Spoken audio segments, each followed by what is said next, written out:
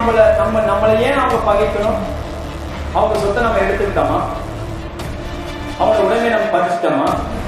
இல்ல அவங்க வீட்டுல போய் திருடிட்டோமா? எதை ஏமாத்திட்டோமா? நம்ம எது பழி வாங்கிட்டோமா? நம்ம ஜென்ம விரோதியா?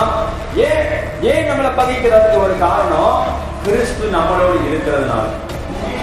கிறிஸ்து நம்மளோடு இருக்கிறதுனால பிசாசுக்கு பிடிக்காது. தேவன் ஒளியா இருக்கிறார், நாம் வெளிச்சத்தின் பிள்ளையா இருக்கிறோம், நாம் தேவனுடைய பிள்ளையா இருக்கிறோம். அதனாலதான் சொல்றோம், இருளுக்கும் வெளிச்சத்துக்கும் சம்பந்தம் ஏது? அவிவிசுவாசிக்கும் விசுவாசிக்கும் சம்பந்தம் ஏது? அப்ப தேவனுக்கு மகிமை உண்டாகட்டும். வேத வசனம் சொல்லுது, தேவன் எழுந்தருள்வான், அவருடைய சத்துருக்கள் சிதறண்டு. யாருடைய சத்துருக்கள்? உனக்கு யாரெல்லாம் சத்துருக்களா இருக்கிறார்களோ அவர்களெல்லாம் தேவனுக்கு சத்துருக்கள். ஆமென், அல்லேலூயா. யாரெல்லாம் உன்னை பகைக்கிறார்களோ உன்னை அல்ல தேவனை பகைக்கிறார்கள். உன்னை குற்றம் சொல்லவில்லை, தேவனை குற்றம் சொல்லுகிறார்கள்.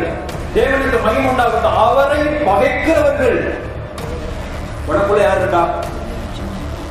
உனக்குள்ள யார் இருக்கா? வசந்த சொல்லுங்க. உலகத்தில்